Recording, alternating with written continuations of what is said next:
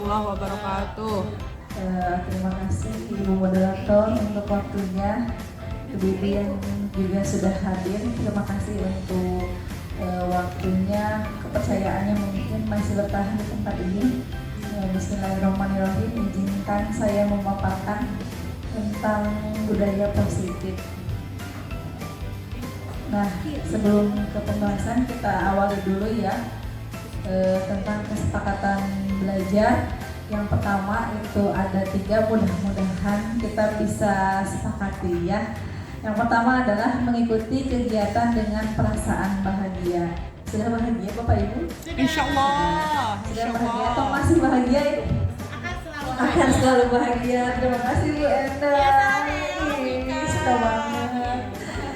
Kemudian yang kedua adalah saling menghargai. Bisa ya Bu ya? Kita saling menghargai sampai selesai dan sampai seterusnya. Yang terakhir adalah aktif mengikuti kegiatan. Yakin sudah aktif? Aktif ya, insya Allah selalu aktif walaupun di jam-jam rawan.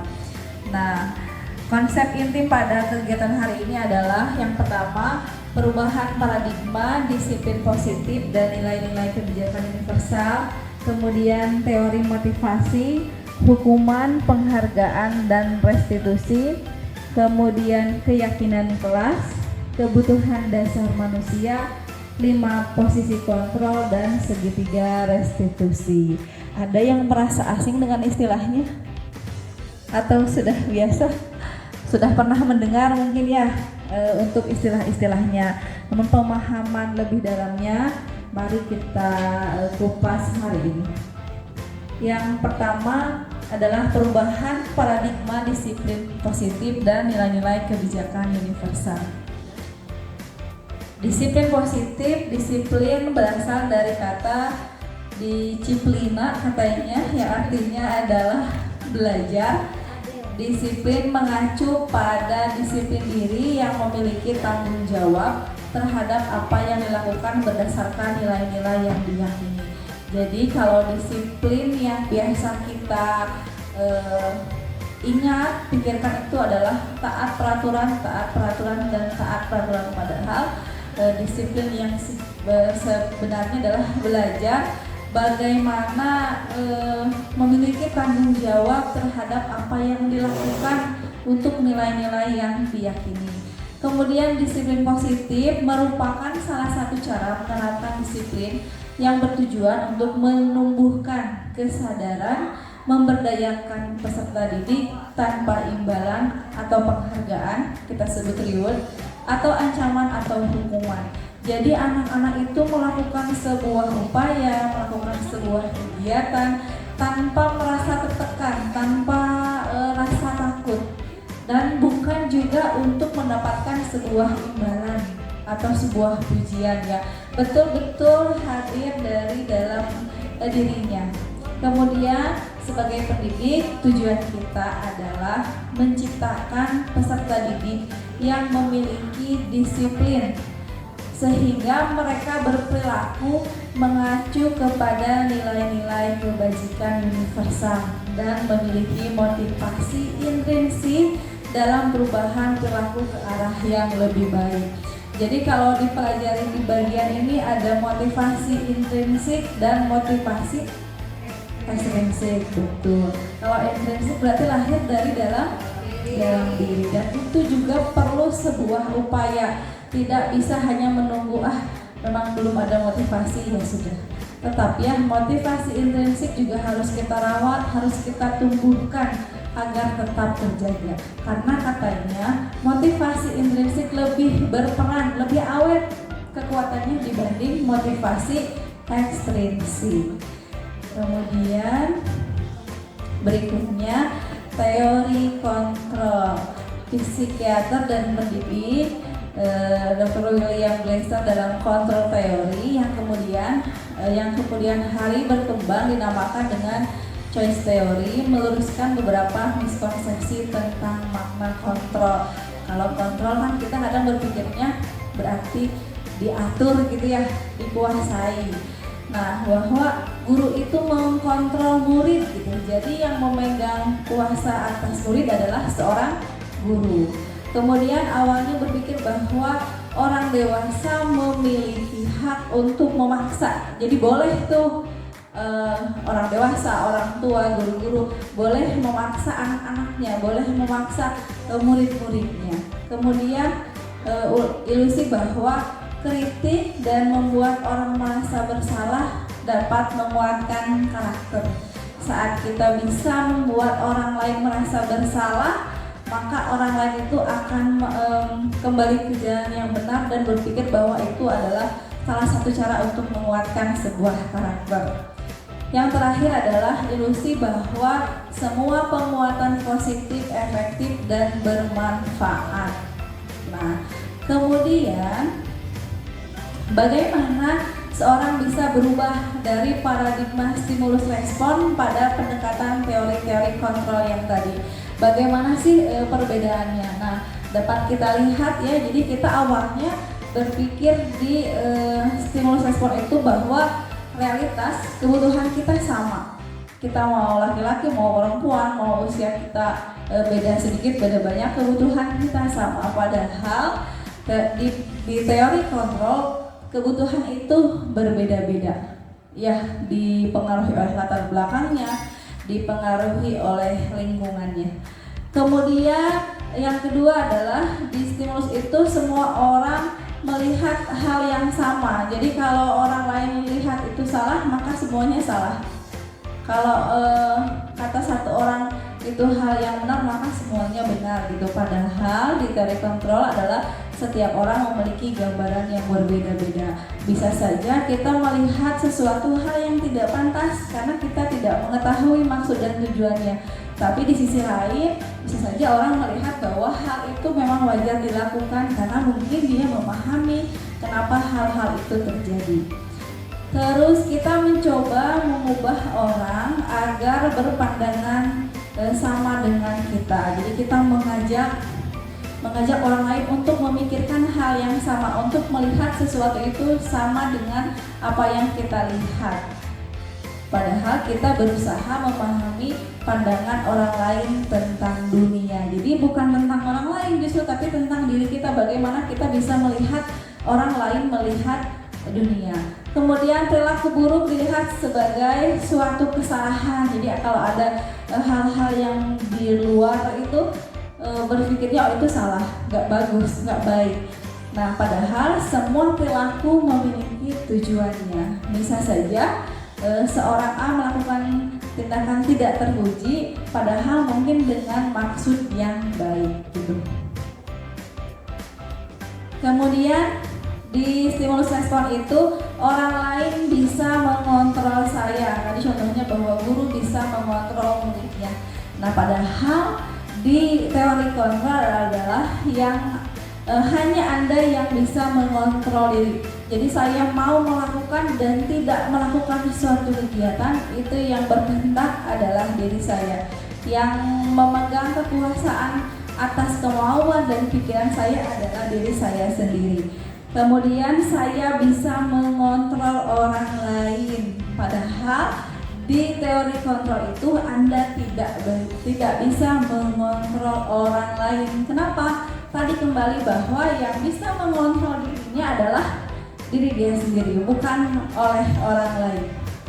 Kemudian pemaksaan ada pada saat bujukan gagal. Jadi kalau ditawari secara baik-baik masih tidak bisa, pada akhirnya kemudian dipaksa. Nah, di teori kontrol itu yang berlaku adalah kolaborasi dan konsensus menciptakan pilihan-pilihan baru. Jadi kita kerja bersama untuk menghasilkan pilihan-pilihan baru yang nantinya menjadi sebuah solusi, bukan hanya memaksakan, menyuruh dan mewajibkan satu pihak saja. Kemudian yang terakhir, model berpikir menang atau kalah. Jadi ada pihak yang menang, ada pihak yang kalah. Nah, di teori kontrol tidak ada yang kalah, semuanya menang dan menang. Nah, Bapak Ibu, bila kita ingin membuat kemajuan perlahan, sedikit-sedikit ubahlah sikap atau perilaku Anda. Namun, bila kita ingin memperbaiki cara-cara utama kita, maka kita perlu mengubah kerangka acuan kita. Ubahlah bagaimana Anda melihat dunia, bagaimana Anda berpikir tentang manusia.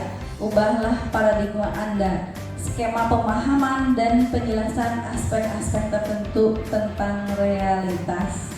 Panjang sekali kalimatnya ya, mudah-mudahan kita bisa pahami, bisa membedakan bagaimana stimulus respon pemahaman kita awal dengan teori kontrol yang akan kita kenal sekarang. Nah, kira-kira sampai sini dulu ya Ibu-ibu. Bisa tidak membedakan atau kira-kira lebih nyaman yang mana sih gitu ya? Stimulus respon atau teori kontrol kira-kira? Oh boleh Bu Leti, Bu Ani mana? Bu Leti boleh punten.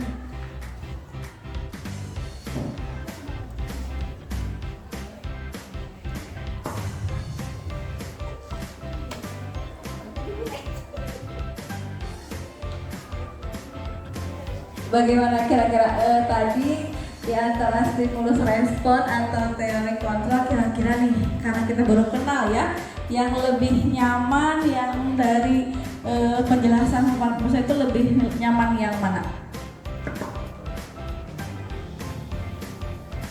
Terima kasih kepada Ibu penyaji, Ibu Rustika yang telah memberikan kesempatannya kepada saya. Sedikit saya akan mencoba menjawab bahwa seseorang bisa berubah dalam paradigma stimulus respon. Pendekatan yang paling menurut saya baik adalah teori kontrol. Artinya di sini sangat terlihat sekali dengan teori kontrol ini, semua perilaku itu pasti memiliki tujuan yang akhirnya dapat menciptakan sebuah kolaborasi dan menciptakan pilihan-pilihan baru. Artinya dalam teori kontrol ini semuanya model berpikirnya menang dan menang. Itu yang dapat saya tangkap. Terima kasih. Terima kasih. Assalamualaikum warahmatullahi wabarakatuh. Waalaikumsalam warahmatullahi wabarakatuh ya. Jadi di teori kontrol itu harapannya semuanya menang, tidak ada yang kalah ya. Kemudian kita lanjut ke makna disiplin dan nilai kebajikan. Jadi sebagai pendidik, tujuan kita adalah menciptakan anak-anak yang memiliki disiplin diri sehingga mereka bisa berperilaku dengan mengacu pada nilai-nilai kebajikan universal dan memiliki motivasi intrinsik bukan ekstrinsik saja gitu ya. Memang kuat sekali motivasi dalam dirinya itu yang diharapkan. Nah, teori motivasi, hukuman, penghargaan, dan restitusi. Kalau motivasi sudah pasti ya, sudah sering mendengar. Hukuman apalagi, penghargaan apalagi. Nah, ini ada restitusi. Kira-kira ada yang pernah mendengar kata restitusi? Pernah ya. Namun apakah itu restitusi? Mari cek. Jadi mari kita cek. Nah, 3 motivasi perilaku manusia. Diana Gosset dalam bukunya Restructuring School Discipline menyatakan ada 3 motivasi perilaku manusia. Yang pertama adalah untuk menghindari ketidaknyamanan atau hukuman. Jadi orang itu melakukan sebuah tindakan, melakukan hal yang baik itu karena ketidaknyamanan atau karena takut. Mungkin kita di sekolah ya sering melihat ada anak yang memang patuh atas dasar dirinya, ada yang hanya takut akan hukuman. Nah, anak-anak yang tidak butuh hukuman ini bagaimana? Contoh misalnya dia berpakaian rapi, bajunya rapi, atributnya lengkap, tapi mungkin tidak dilakukan di sepanjang hari dalam kegiatannya. Hanya hari-hari tertentu saja, misalnya saat hari Senin dia rapi. Hari berikutnya karena tidak ada sebuah tindakan, tidak ada peringatan, akhirnya dia biasa lagi pakaiannya tidak rapi kembali. Kenapa? Karena tadi motivasi yang ada adalah dari rasa takut untuk menghindari sebuah hukuman. Nah, apakah ini berdampak pada dirinya? Nah, jelas ya, betul. Jadi hanya rapi ya hanya saat takut saja, setelah itu mungkin tidak rapi lagi. Kemudian motivasi yang kedua adalah untuk mendapatkan imbalan atau penghargaan dari orang lain. Nah, awalnya mungkin Bapak Ibu juga pernah menerapkan gitu ya, reward and punishment. Jadi siapa yang ke depan nanti kita kasih hadiah. Anak itu semangat karena katanya mau dapat hadiah. Kita kasih penghargaan. Apakah ini juga berdampak positif? Ada ya, tapi mungkin tidak terlalu banyak. Kenapa? Karena tadi tidak menghasilkan sesuatu yang konsisten pada akhirnya, hanya dilakukan pada momen-momen tertentu saja. Jadi dia rapi saat ingin dilihat oleh orang tertentu, oleh gurunya. Gak ada gurunya nanti jadinya gak rapi lagi. Kemudian yang ketiga adalah untuk menjadi orang yang mereka inginkan dan menghargai diri sendiri dengan nilai-nilai yang mereka percaya. Nah, saat anak memiliki keyakinan dalam dirinya, oh saya sadar, saya seorang manusia yang harus belajar rapi, harus belajar sopan dari sekarang, dari masa sekolah. Maka saya harus menegur, bersapa dengan guru, dengan teman, harus menggunakan pakaian yang rapi. Nah, saat itu timbul dari dalam dirinya mengetahui tujuannya, maka dampaknya pun akan panjang. Karena tadi saat dia melakukan tidak untuk orang lain atau tidak untuk menjauhi sebuah hukuman, artinya tidak ada orang lain, dia akan berlaku baik karena yang diingat adalah nilai-nilai yang tertanam dalam dirinya. Nah, itu adalah motivasi yang sangat diharapkan.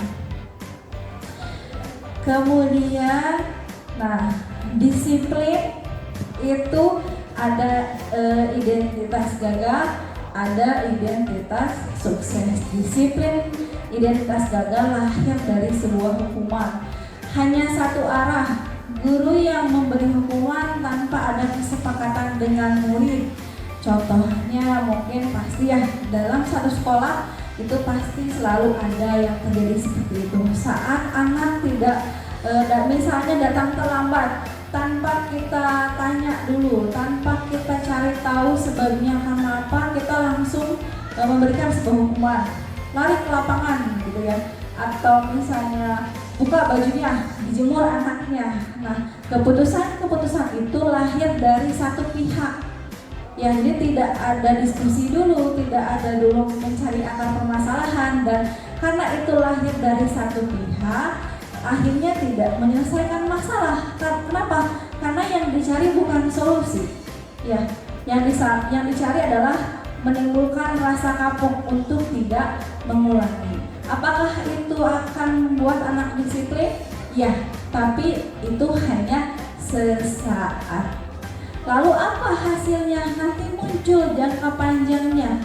Hari itu, detik itu mungkin anak diam, patuh, tapi setelahnya di dalam hatinya muncul emosi, bergejolak amarahnya, tertimbun, akhirnya nanti mengeluarkan rasa benci. Mungkin saja akan mengeluarkan rasa trauma dari anak terhadap pendidikan tadi yang misalnya memberikan hukuman kepadanya. Yang kedua adalah disiplin dengan identitas sukses. Yang pertama adalah konsekuensi. Sudah terencana dan disepakati. Nah, pada konsekuensi ini murid tetap dibuat tidak nyaman untuk jangka waktu yang pendek. Jadi contohnya ya, kita biasanya nih di awal tahun pelajaran bertemu dengan anak sudah diawali dengan membuat kesepakatan kelas ya Bapak Ibu ya. Misalnya bagaimana kita akan mengawali pelajaran, apa yang boleh dilakukan, apa yang tidak boleh dilakukan. Nah, biasanya kesepakatan itu kita buat dua arah ya. Kita menawarkan, murid juga menawarkan keinginan yang seperti apa, dan lahirlah sebuah kesepakatan yang disetujui oleh keduanya. Nah, pada konsekuensi ini sudah direncanakan, disepakati. Jadi misalnya saat kita ke kelas, ada anak terlambat. Nanti anaknya akan ditanya ya, kamu dari mana aja? Sudah 10 menit.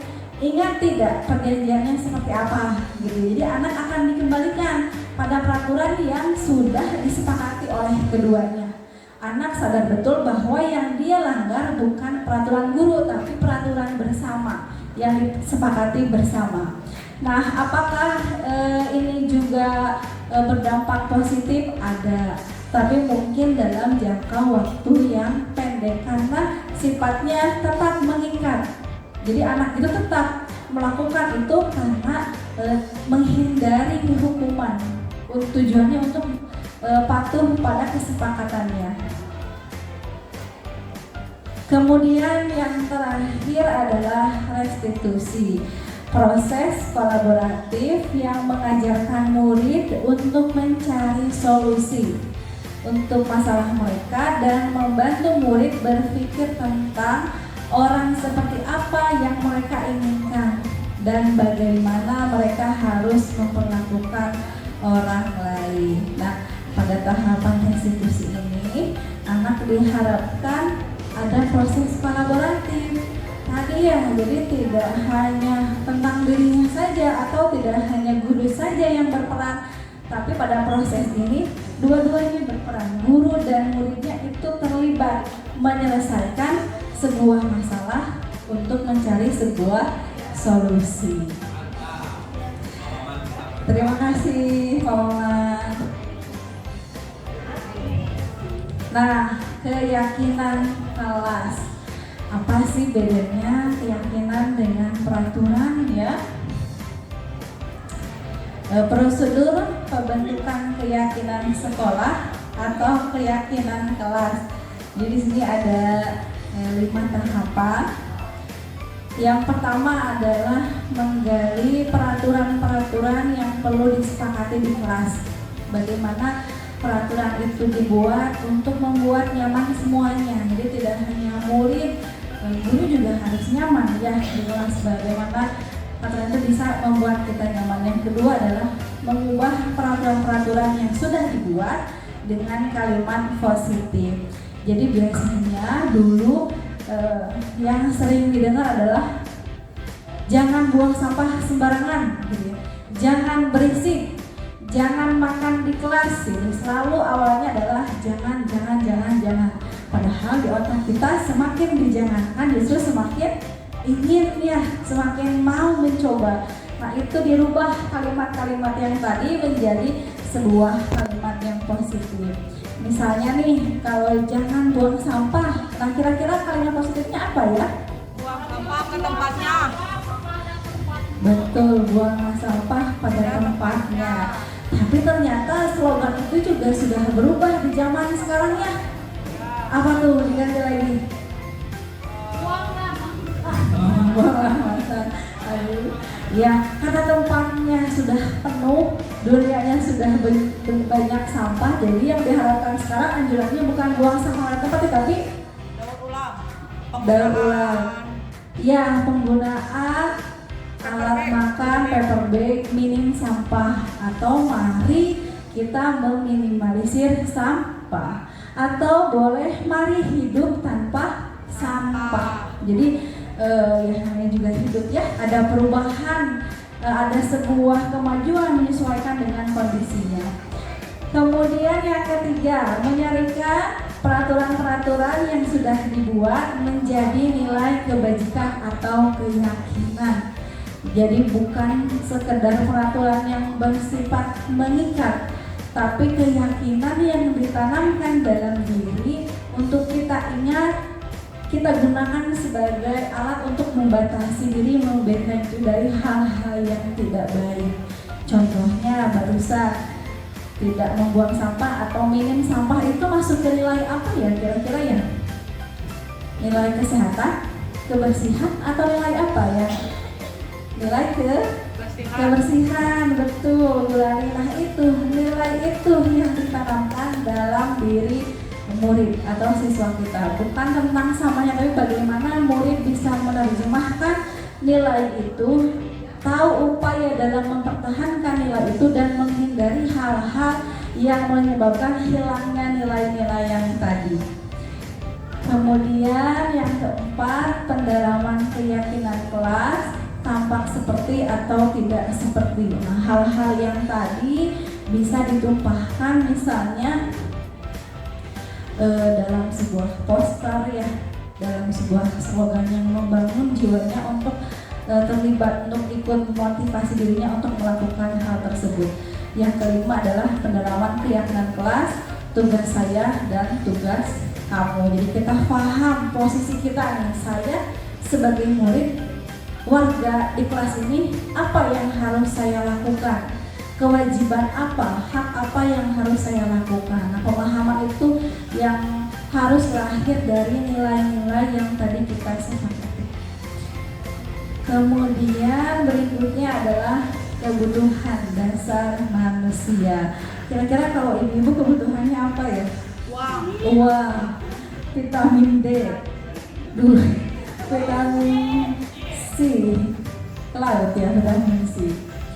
Nah, kemudian ternyata kebutuhan dasar manusia yang pertama adalah kesenangan. Oh, kesenangan. Tuh, kacamatanya langsung tertuju pada kesenangan. Yang kedua adalah kebebasan. Tuh, hal yang sangat dituntut diperjuangkan oleh ibu-ibu, kesenangan, kebebasan. Kemudian yang ketiga adalah kasih sayang dan rasa ingin diterima. Yang keempat adalah penguasaan. Yang kelima adalah bertahan hidup. Nah, kira-kira nih, ada gak ibu-ibu nih yang mau menjelaskan versinya? Kesenangan itu apa sih? Kebebasan itu apa sih? Boleh silahkan ke depan. Boleh. Mangga, boleh dipersilahkan.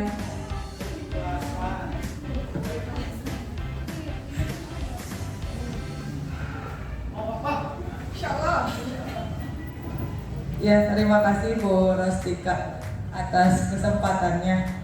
Kesenangan versi Acil ya. Kesenangan menurut diriku, kesenangan itu adalah bisa hidup sehat, bahagia, banyak uang. Terus kebebasan, bisa melakukan semua aktivitas yang mungkin ingin saya lakukan gitu ya. Misal saat mau makan bisa makan, mau minum bisa minum. Kadang kan kalau misal kita pengen makan tapi terus belum waktunya makan, belum ada makannya kan tidak bebas, jadinya lapar begitu. Terus kasih sayang dan rasa ingin diterima, ini mah alhamdulillah selalu saya terima, khususnya dari Bu Rostika lah, luar biasa. Dan itu mungkin apa harus semuanya. Oh, boleh, cukup. Boleh nanti disambung dengan yang lain, boleh? Oh, Bu Nova boleh. Selalu ingin bersuara, mangga. Tadi Bu Ani katanya kesenangan, kebebasan versinya Bu Ani. Nah, gimana nih Bu Nova? Mau fokus ke yang mana? Apakah bertahan hidup atau bertahan bahagia, Bu Nova? Oh, gak ada bertahan bahagia. Silahkan. Terima kasih atas kesempatannya. Kalau menurut saya bertahan hidup itu perlu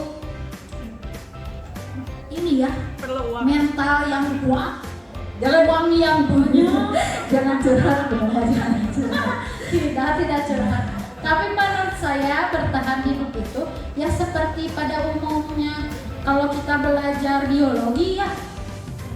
Jadi misalkan, jadi ngomongin hewan. Apa?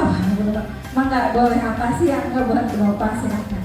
Iya, kan biasanya kalau dicontohkan dengan hewan itu lebih mudah ya bertahan hidup nih. Misalkan hewan apa? Cucumuk misalnya. Oh, cucumuk bertahan hidup.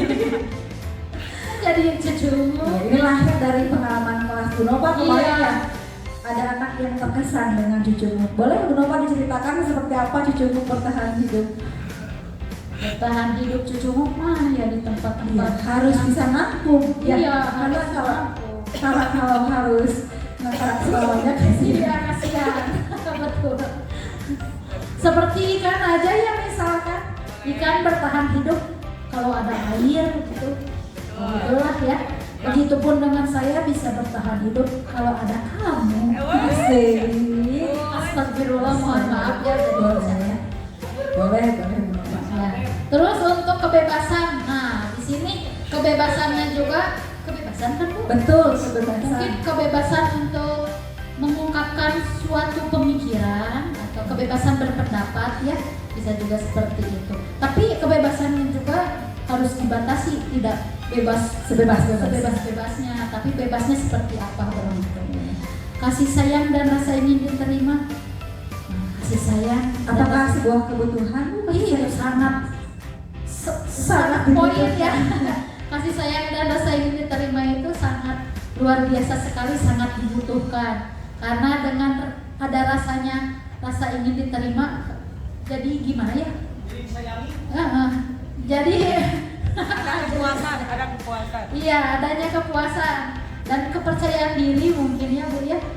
Seperti saya gitu, jadi percaya diri karena ada rasa diterima oleh audiens di sini. Baik, seperti itu aja paling. Terima kasih. Ya, sama saya tepuk tangan dulu untuk Bu Nova dan Bu Lani ya. Di rumah gitu kalau sudah ditanya sedikit banyaknya pasti itu ada curhatannya ya. Nah, lalu seperti apa sih 5 kebutuhan dasar manusia?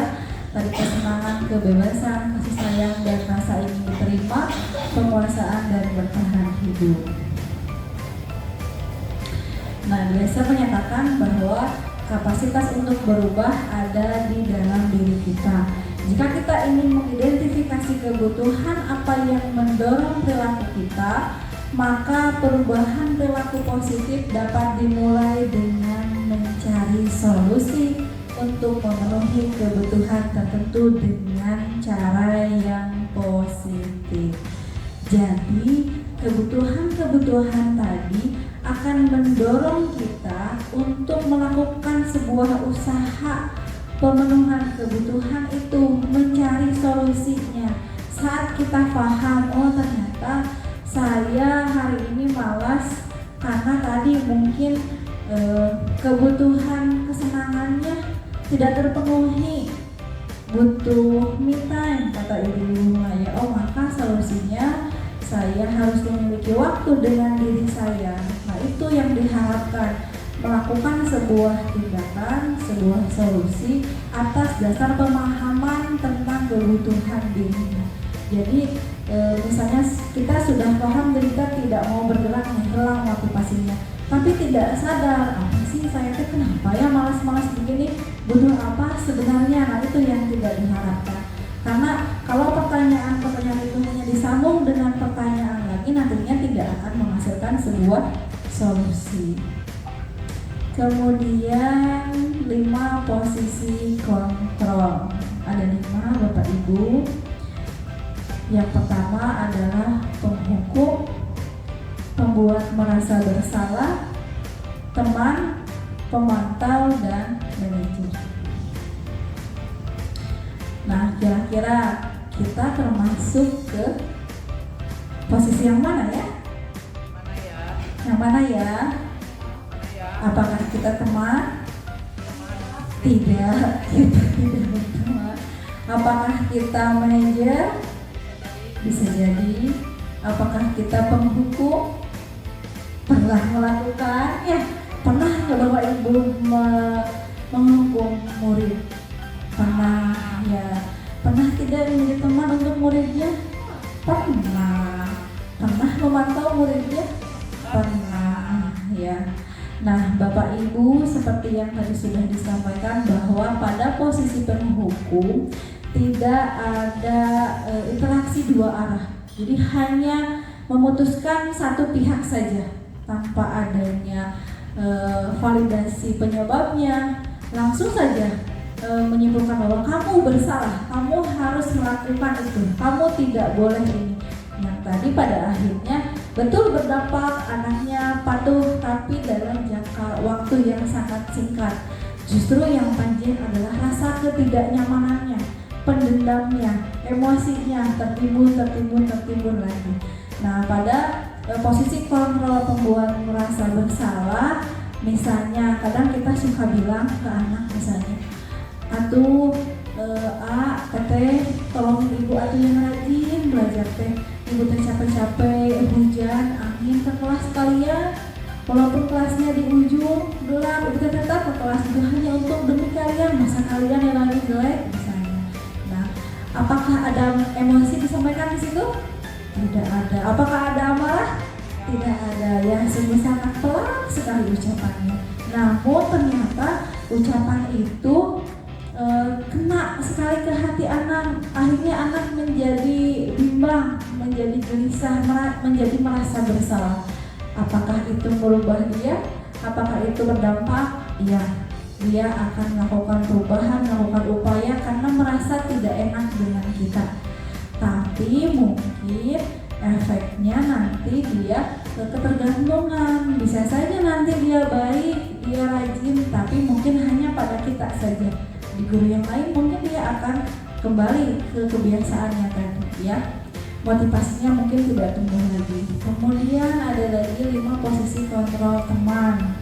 Nah, kalau guru SMA ya nanti harus sebisa-bisanya berperan menjadi orang tua, harus juga bisa menjadi temannya, menjadi pendengar setia bagi anak, bagaimana dia mencurahkan masalahnya, kita mendengarkan, ya. Jadi tidak ada pembicaraan yang formal, tidak ada emosi atau amarah yang disampaikan di situ. Anak terlihat nyaman, namun tadi ada dampaknya tapi mungkin kecil juga. Terakhir yang keempat adalah pemantau. Ini sepertinya ada sambungannya dengan konsekuensi yang tadi. Biasanya nih guru matematika yang suka jeli, kan kita sudah sepakat di awal bahwa boleh terlambat hanya 10 menit. Nah gitu ya, suka seperti itu ya. Atau kan kita sudah sepakat bahwa mengerjakannya sampai jam 12 saja. Kenapa telat mengumpulkan? Nah gitu ya, selalu anak dicacat dengan aturan-aturan, batasannya, apa yang telah kamu langgar, apa yang seharusnya kamu lakukan. Di pemantau itu menghitung dan mengukur perilaku anak sesuai dengan kesepakatan tadi. Nah terakhir ada yaitu manajer. Kalau dalam bayangan kita yang dikenal manajer pasti hubungannya adalah mengatur saja, ya. Nah kira-kira bagaimana posisi manajer ini? Posisi manajer di sini apakah ada amanah yang tersampaikan? Tidak, ya. Justru di posisi ini diawali dengan memvalidasi kenapa anak bertindak seperti itu. Atas dasar apa? Apakah ada kebutuhan yang tidak terpenuhi? Nah nanti kita dicari itunya, kemudian dicari juga solusinya, disolusikan bersama hingga pada akhirnya anak bisa berproses dengan baik karena menemukan solusinya sendiri dan bertanggung jawab atas pilihannya karena dia paham kebutuhan apa yang harus dia penuhi. Nah posisi-posisi yang tadi itu terbagi menjadi 2, ya. Jadi ada motivasi eksternal, nantinya melahirkan motivasi eksternal dan melahirkan motivasi intrinsik. Jelas harapannya adalah anak memiliki bisa menumbuh kembangkan motivasi intrinsiknya. Nah kalau yang keempat ini nantinya yang akan timbul adalah motivasi intrinsiknya. Contohnya tadi ya, guru berbuat menghardik, menunjuk-tunjuk, menyakiti dan menyindir. Nah kalau di bagian teman ini membuatkan alasan-alasan untuk muridnya, jadi kita berperan aja sebagai temannya, tidak menghakimi, justru memberikan sebuah kewajaran. Oh boleh kok mengerjakan itu, tapi mungkin ada batasannya seperti itu, ya. Contohnya ini, lakukan untuk bapak ya. Nah tolong ya bapak, tolong ibu ya, misalnya bisa nggak kamu hari ini mengerjakan PR? Bisa tolong bapak untuk bisa mematuhi tugas bapak, misalnya seperti itu. Nah itu yang sudah tadi disampaikan. Nah hasilnya saat kita berperan sebagai penghukum, jelas dia akan memberontak, menendang, menyalahkan orang lain karena tadi dia tidak diberikan kesempatan untuk menelurkan apa sih tujuannya gitu, dia berperilaku seperti itu atau apa sih alasannya dia berperilaku seperti itu. Kemudian yang membuat merasa bersalah, menyembunyikan, menyangka, lalu berbohong. Kenapa? Karena saat memberontak dia tidak mau, tapi untuk melanggar pun dia tidak bisa karena tadi kagok gitu ya, udah bestie sama gurunya, kagok gak enak. Terus yang posisi teman akhirnya ketergantungan. Kalau tadi karena kita sudah dekat, apa-apa nanti pasti ke wali kelasnya. Misalnya karena sudah basic dengan wali kelasnya, sudah seperti teman, ada masalah pasti ke wali kelasnya lagi. Ada masalah sedikit pasti, entah itu masalah di rumah, di sekolah, masalah belajar pasti ke wali kelasnya lagi. Kemudian untuk pemantau, karena tadi pemantau itu mengukur, kemudian menghitung kegiatan anak berdasarkan peraturannya, maka nanti yang muncul adalah menyesuaikan bila diawasi. Jadi bila tidak diawasi, bila tidak ada yang memantau, dia bertindak biasa aja ya. Nah terakhir, jika kita berperan sebagai manajer, maka harapannya itu anak dapat menguatkan watak atau karakternya. Karena tadi kita membantu anak memetakan kebutuhan dirinya. Saya bertindak seperti ini atas dasar apa? Solusi apa yang harus saya dapatkan? Nah, anak paham rute itu sehingga dia bisa mengulangi hal itu dalam permasalahan-permasalahan yang lain. Seperti di awal yang tadi sudah disampaikan bahwa motivasi intrinsik itu lebih berperan, lebih awet efeknya dibanding motivasi ekstrinsik. Nah, kemudian masih di kelima jenis peran yang tadi, dampak bagi muridnya. Kalau untuk penghukum, mengulangi kesalahan berulang-ulang, perilaku menjadi lebih agresif. Ya, jadi anak cenderung ngajar-ngajarkan ya kalau bahasa kita mah, karena tadi seolah tertantang gitu ya.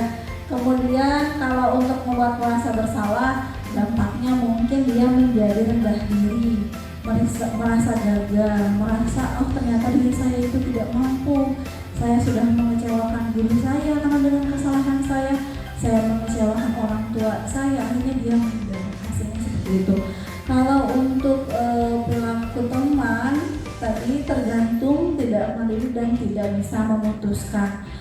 Selalu anak itu nantinya ujungnya itu tidak bisa memutuskan sendiri, tetap banyak lagi tidak lahir kepercayaan dirinya, karena tadi ya karena punya teman ngerasa apa-apa itu harus dibagi dengan temannya, dengan gurunya, diceritakan dulu baru bisa mengambil keputusan. Kemudian yang pemantau menitik beratkan pada dampak dari diri sendiri, mendapatkan hadiah atau mendapatkan hukuman. Karena tadi hitung-hitungan nih, berapa kali kamu kesiangan, berapa kali kamu tidak mengerjakan PR, akhirnya anak takut karena mungkin karena saya sudah 3 kali kesiangan, takut dipanggil ke ruang BK. Nah, akhirnya dampaknya hanya takut pada hukuman.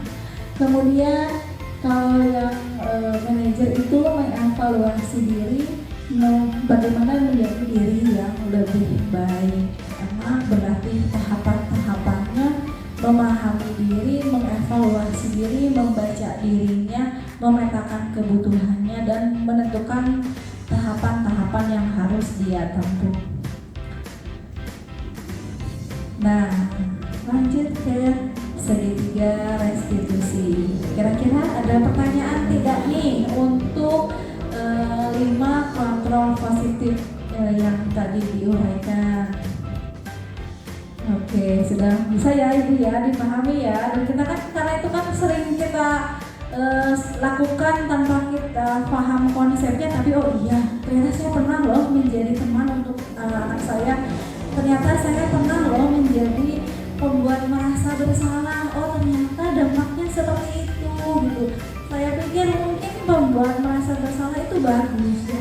Anak menjadi nurut, tapi ternyata dampaknya seperti itu. Anak menjadi minder, tidak percaya diri, menjadi rendah diri, apa-apa jadinya takut untuk melakukan sesuatu.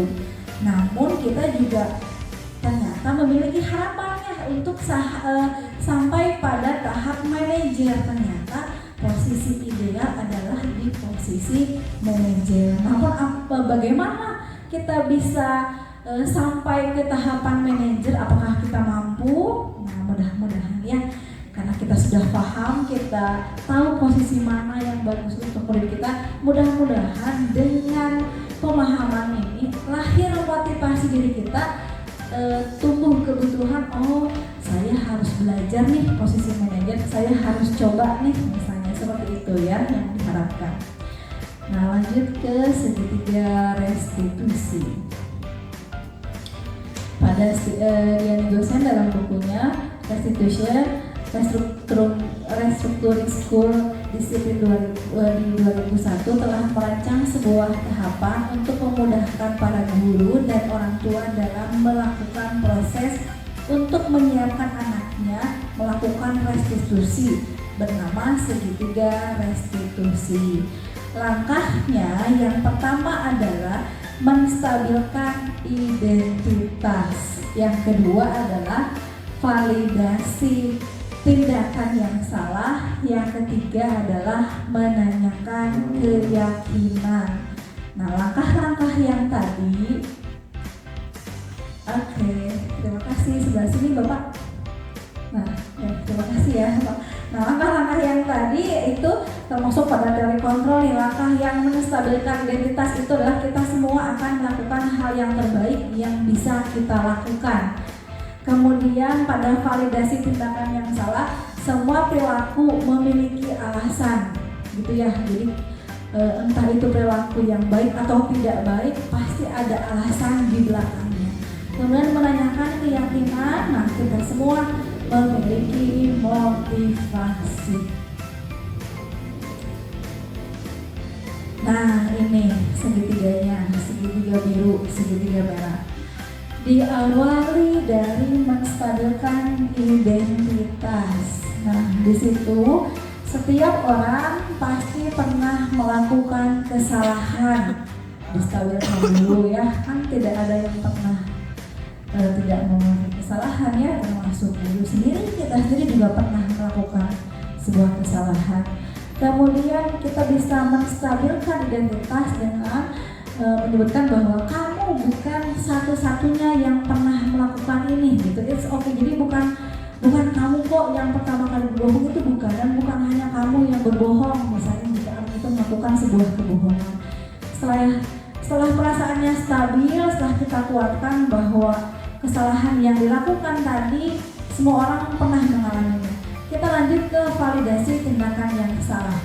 Tetap, jadi walaupun kesalahan tadi kita stabilkan, tetap itu harus divalidasi.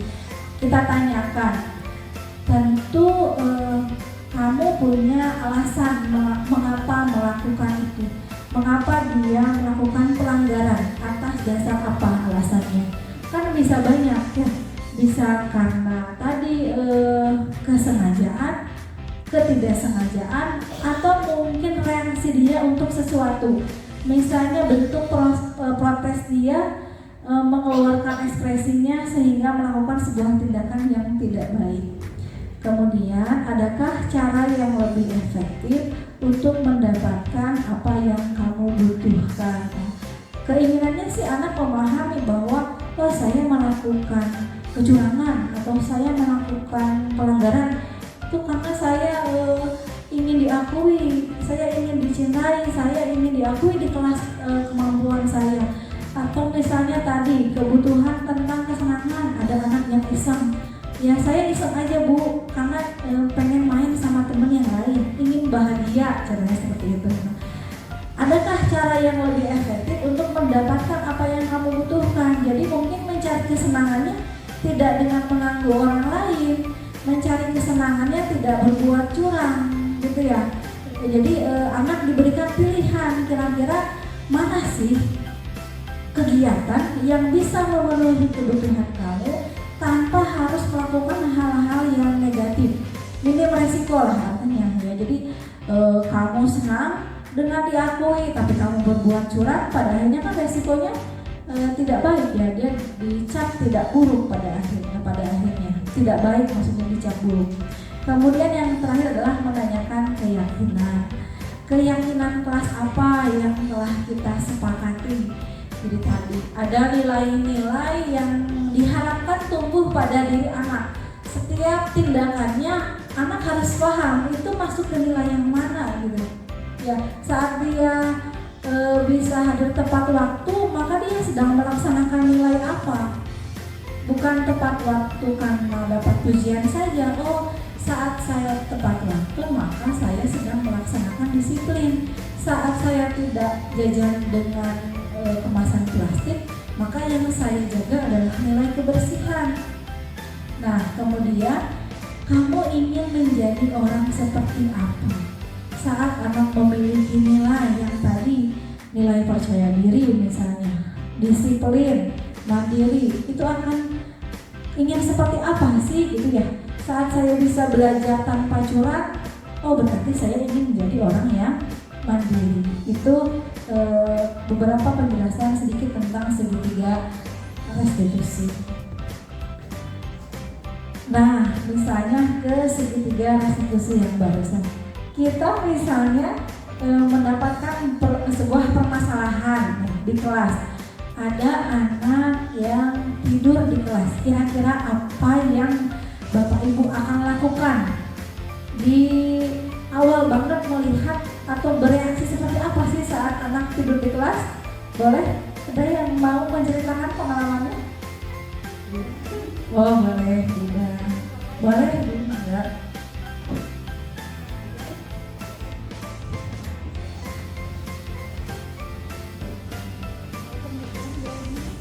Saya mencoba ya. Ketika di kelas ada siswa yang lagi tidur, maka langkah pertama yang saya lakukan adalah bertanya, kenapa bisa sampai tidur? Apakah misalkan dia malas untuk belajar atau misalkan dia itu bosan dengan pelajaran yang sedang dibahas. Nah, pernah saya bertanya seperti itu, ternyata anak tersebut jam 2 malam itu sampai jam 2 malam dia begadang. Kenapa? Kata saya, kamu kok begadang? Kata anak tersebut, Bu, saya sengaja membangunkan orang tuanya yang mau jualan sayuran. Tuh, terus kata saya,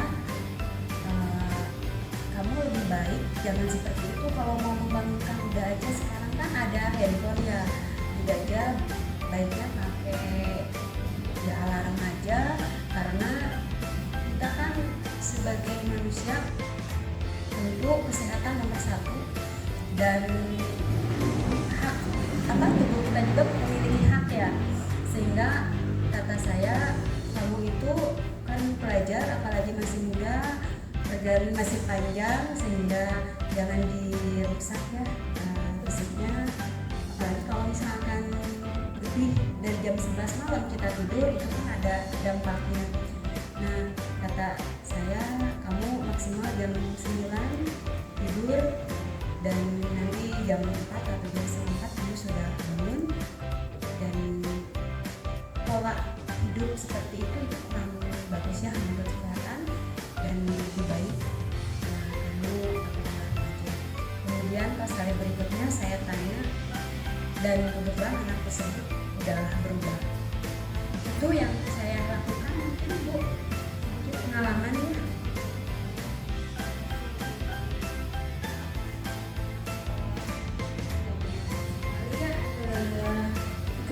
Ceritanya tuh untuk menghadapi anak yang tidur di dalam kelas. Jadi tadi yang Ibu ceritakan berarti ada validasi ya Bu ya, menanyakan kepada anak apa alasannya gitu ya, apa penyebabnya sehingga terjadilah hal seperti itu, dia tidur di kelas. Kemudian menanyakan keyakinannya ya Bu ya, kira-kira apakah perbuatan itu bagus atau tidak gitu yang dikerjakan di kelas. Wah, luar biasa sekali Bu. Akhirnya anaknya pun tidak mengulanginya lagi ya Bu ya. Apakah Ibu melakukan sebuah hukuman tidak saat itu? Tidak ada. Oh iya, diberikan solusi lain ya, dikasih kesempatan untuk wudhu dulu biar segar.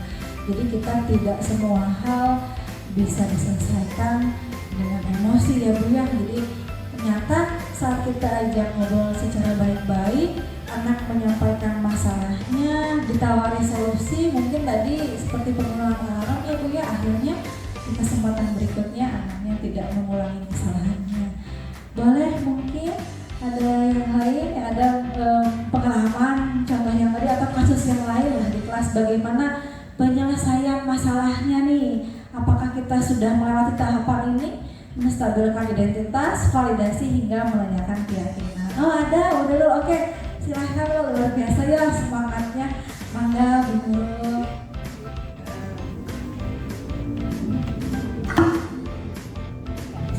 Assalamualaikum warahmatullahi wabarakatuh. Ya, di sini saya akan membagikan pengalaman saya ketika anak tidur di dalam kelas. Sama halnya dengan Bu Ida, sebelumnya saya bertanya dulu kenapa anak itu tertidur di kelas, dan ternyata ketika anak bercerita, anak itu main game. Beda halnya dengan Bu Ida, ketika anak ditanya itu anak karena membantu orang tuanya, sedangkan kasus yang saya itu anak tertidur itu karena dia sering main game.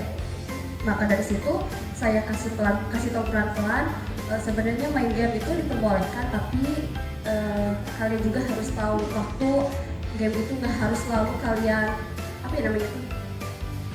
intinya harus ingat waktu ketika kalian bermain game.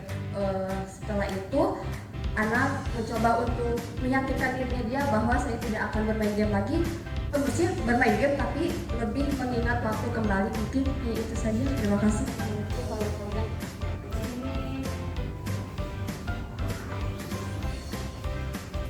Ya betul ya. Kenyataannya memang seperti itu. Anak itu game itu ya udah hal yang biasa lah ya. Tadi yang Bu Nurul ceritakan ada tuh menstabilkan identitas ya, bahwa memang lumrah kok main game, ya boleh kok main game, tapi diingatkan ada batasannya.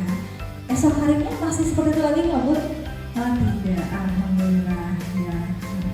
2 kasus kayaknya harus 1 kasus lagi ya, kira-kira ada. Oh iya Bapak, keren sekali. Boleh Bapak, mangga disampaikan cerita. Terima kasih ya kesempatannya Bu. Kalau saya di kelas melihat anak dengan hal yang mungkin tidak seharusnya dilakukan, misalkan anak tertidur ataupun anak main game kayak tadi. Kalau saya kecenderungannya pengalaman ini Bu, anak itu paling saya ingatkan saja. Jadi pada saat pembelajaran saya ingatkan sedikit, kalau main game kamu jangan main game dulu ya. Terus kalau ngantuk biasanya saya ingatkan sebaiknya kamu cuci muka dulu. Di dalam kegiatan pembelajaran saya cukup itu saja Bu. Tapi setelah selesai pembelajaran biasanya saya dekati dan saya minta kalau ada waktu agar bisa menghadap menemui saya ke ruang guru. Nah disitulah baru saya ajak ngobrol. Jadi sebenarnya apa sih yang terjadi? Kenapa ngantuk? Kenapa main game? Barulah saya ajak ngobrol. Kenapa demikian?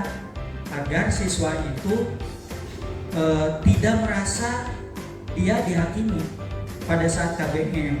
Kemudian juga dengan kita cukup mengingatkan sebentar, kita juga tidak terlalu larut untuk memperhatikan dia saja, karena kita sedang dalam proses pembelajaran sehingga pembelajaran tidak terganggu.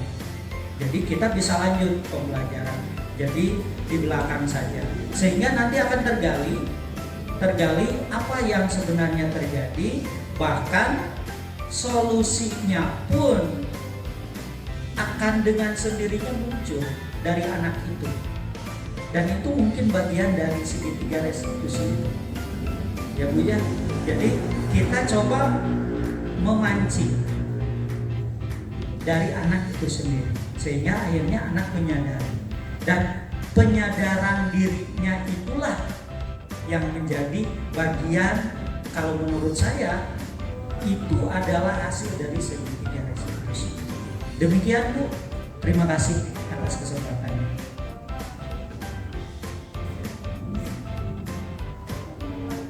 Terima kasih ya, luar biasa sekali Bapak dan Ibu kisah-kisahnya di kelas ternyata ya, dan upaya-upaya usaha kita untuk menyelesaikan masalahnya. Bapak keren sekali, ternyata selain kita mengerahkan anak ya untuk mendapatkan solusi, kita juga menjaga harga dirinya ya Pak ya, dengan tadi memisahkan tindakan penanganan ngobrolnya dengan pembelajaran. Itu salah satu langkah yang saya rasa cukup luar biasa. Kadang kita sendiri suka lupa kalau sudah di kelas ya, karena kita terbawa suasana, akhirnya fokus pada anak yang melakukan pelanggaran, yang lainnya akhirnya berdampak kena batunya gitu, kena semprot kita. Tapi saat kita bisa membedakan mana yang harus ditindak dan mana yang harus dilakukan terlebih dahulu, itu menjadi hal yang berdampak positif untuk keduanya ya, untuk rekannya yang lain,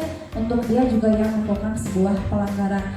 Tadi juga saya tertarik dengan solusinya lahir dari dirinya. Nah, itu yang diharapkan pada segitiga restitusi. Jadi kita tidak hanya menawarkan mungkin kamu ini, mungkin kamu ini, tapi saat anak paham dengan tindakannya apa yang kesalahannya, paham atas kebutuhannya, bisa memilih mana yang baik dan tidak untuk dirinya, akhirnya dia sendiri yang akan menanamkan apa yang harus saya lakukan berdasarkan keyakinan diri saya. Oke, tepuk tangan semuanya, luar biasa sekali hari ini. Semangatnya ya walaupun sudah sore. Nah, mungkin itu saja yang dapat saya sampaikan. Kalau ada yang mau bertanya, menambahkan, dipersilahkan. Ada? Oh, ada ya, boleh. Untuk kelas ini nih ada yang mau menambahkan dari pemaparan tadi, boleh Bapak. Aduh, semangat sekali.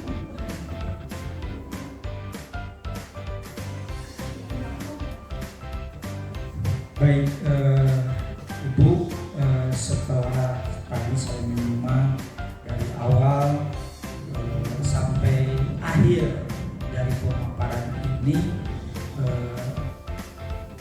punya satu pemahaman bahwa apapun masalah yang dihadapi oleh siswa yang tentunya akan bersentuhan dengan kita pada saat pelaksanaan kegiatan di kelas, maka kita benar-benar harus bisa menempatkan diri sebagai, kalau saya lebih menempatkan sebagai manajer, di mana manajer itu bisa mengatur ritme yang ada, kapan kita harus bertindak, kapan kita harus memberikan nasihat, dan juga kapan kita harus bisa menggali semua masalah yang ada pada anak.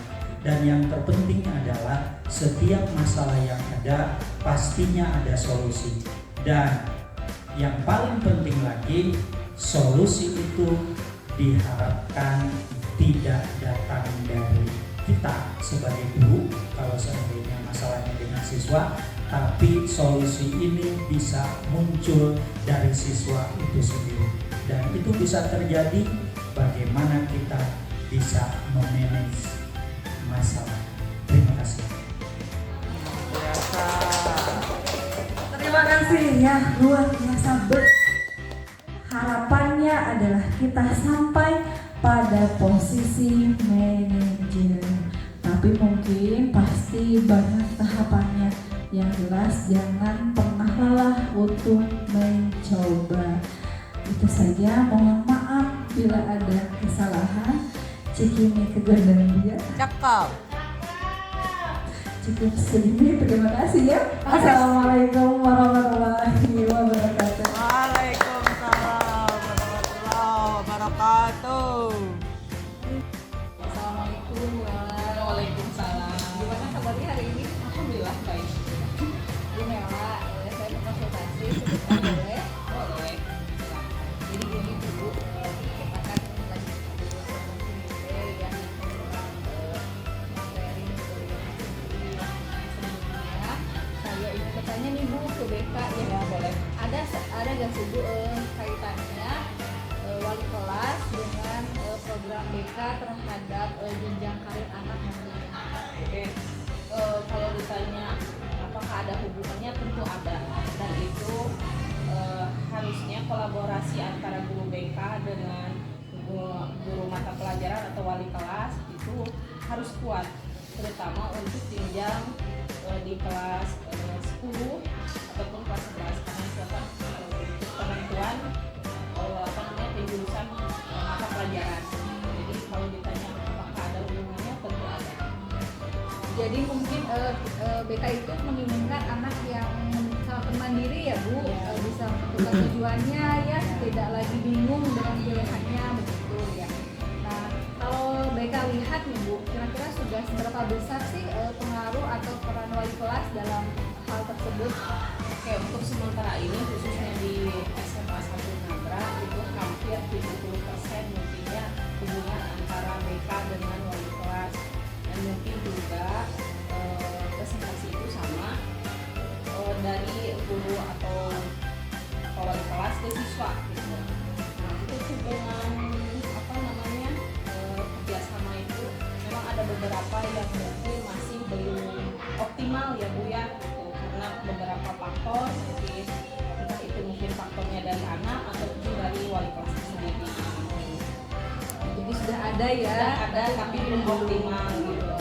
Nah kemudian kira-kira nih Bu, ada gak sih upaya seperti apa gitu yang diharapkan nantinya agar kita sampai ke target ya 100% kemudian ya terjalin kolaborasi seperti apa? Upayanya mungkin yang pertama harus menjalin komunikasi yang baik antara guru BK dengan wali kelas atau guru mata pelajaran. Karena kalau tidak ada komunikasi, itu nanti untuk membangun relasi dengan anak juga sulit. Kemudian kita harus menyediakan, khususnya untuk BK itu biasanya ada asesmen atau mungkin alat ukur yang lainnya. Nah itu nanti hasilnya bisa dibicarakan atau didiskusikan dengan guru mata atau wali kelas. Jadi nanti sudah ada tuh hasilnya, tinggal wali kelas nanti mengkomunikasikan itu ke anak-anak. Kolaborasi ya. Iya, kolaborasi. Jadi kalau ingin saya simpulkan ya Bu, kita sebagai guru, saya sebagai wali kelas sangat berperan di dalam hal itu. Ya, ini saya rasa ada kaitannya dengan materi yang sedang saya pelajari di sini. Jadi bagaimana kita bisa membentuk karakter anak melalui pendekatan atas dasar keyakinan anak ya Bu ya, atas dasar kesadarannya ya, bukan paksaannya. Mungkin nanti kita punya program namanya Naik Hobi dan Cita-Cita, yang itu diterapkan anak tadi bisa memetakan dirinya dan paham tujuannya sehingga memahami tantangan apa saja yang harus dilewati, serta anak berkarakter tangguh nantinya karena dia sudah tahu dan tahu. Kira-kira menurut Ibu nih, bagaimana pendapat Ibu tentang program? Untuk komentar saya mungkinnya untuk program ini tentu ini sangat bagus, karena mungkin ini akan membantu guru BK dalam optimalisasi kinerja juga, kinerja dari kami. Nanti kan ada kolaborasi ya, dan itu bisa menjadi suatu alat ukur juga gitu, bagi kedepannya anak sejauh mana memahami potensi dirinya sendiri gitu, bakatnya, minatnya, dan itu bisa digali lewat guru mapol dan program ini gitu. Jadi selaras ya dengan visi kita ya Bu ya, Cocok ya. memiliki anak yang berakhlak karimah dan berprestasi. Mudah-mudahan kita sampai pada ini dan kesuksesan yang baik. Terima kasih ya, waktunya sangat luar biasa. Assalamualaikum. Waalaikumsalam.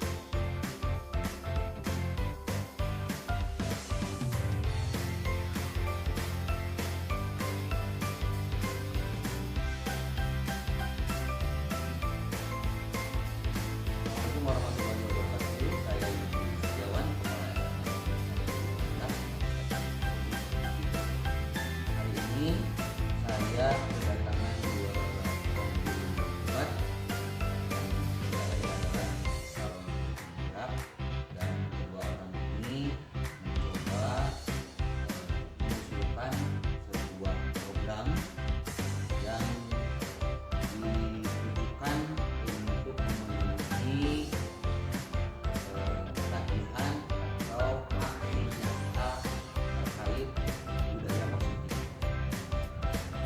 melihat dari judul yang disampaikan, kemudian mendengarkan rencana kegiatan yang akan dilaksanakan, dan tentunya adalah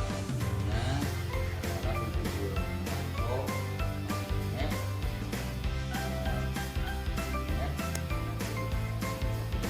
terkait cita-cita dan umumnya.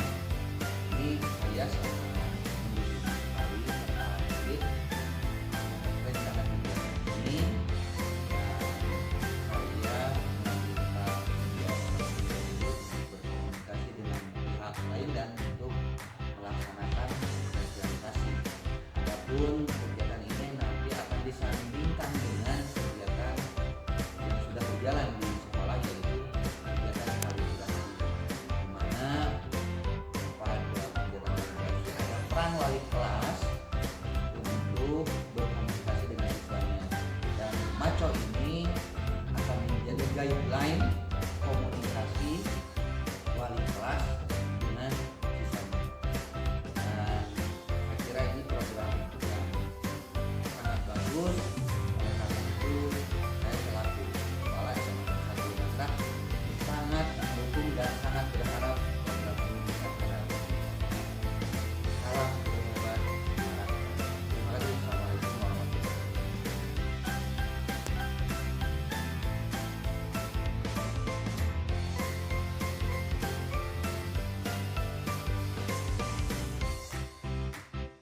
Wabarakatuh. Salam bahagia ibu-ibu hebat. Terima kasih Bapak Kepala Sekolah atas waktu yang telah diberikan terhadap kami. Inilah kami CGP, ya, calon guru penggerak. Tapi kebetulan ini angkatan 9. Kalau angkatan saya mah kemarin ada forum nanti khusus ya Pak ya. Jadi ada tujuan khusus, mungkin bisa dilengkapi di malam Sabtu Pak. Ya. Tapi kebetulan ini di hari Senin, jadi ini dulu. Jadi gini teman-teman, bahwa di CGP di sini ada di modul 1 titik berapa Bu? 4 ya. Saya mah tes aja, bukan lupa. Saya mau tes aja.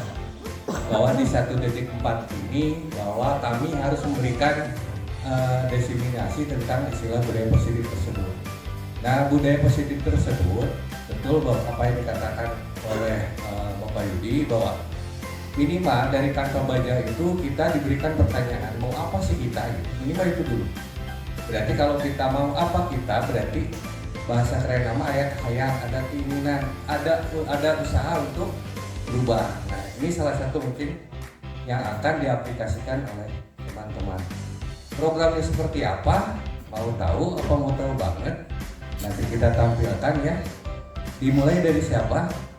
Dari menurut saya dari usia saja, karena saya menghormati dari senior saya ya. Diawali dari Bu Adi, maka silakan waktu dan tempatnya dipersilakan. Bismillah Bu.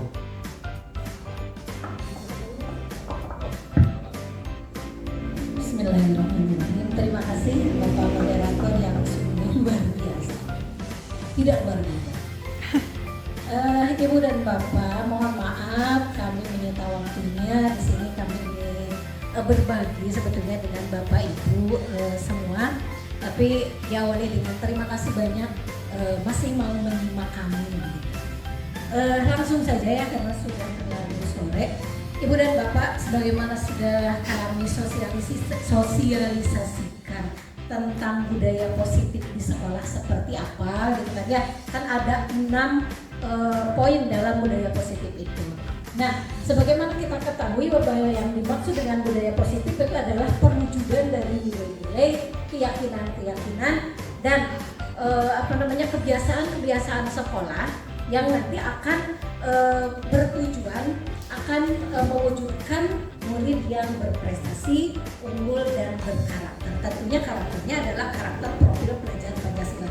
Nah, jadi dari budaya positif, dari pemahaman budaya positif itu tentunya kami ingin ada implementasi nyatanya seperti apa sih gitu ya.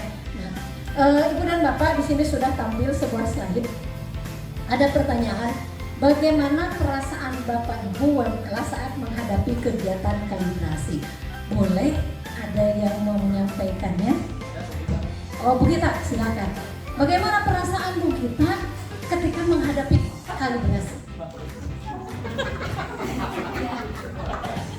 Apakah senang, sedih, atau bagaimana Bu Gita? Oke, baik. Assalamualaikum warahmatullahi wabarakatuh.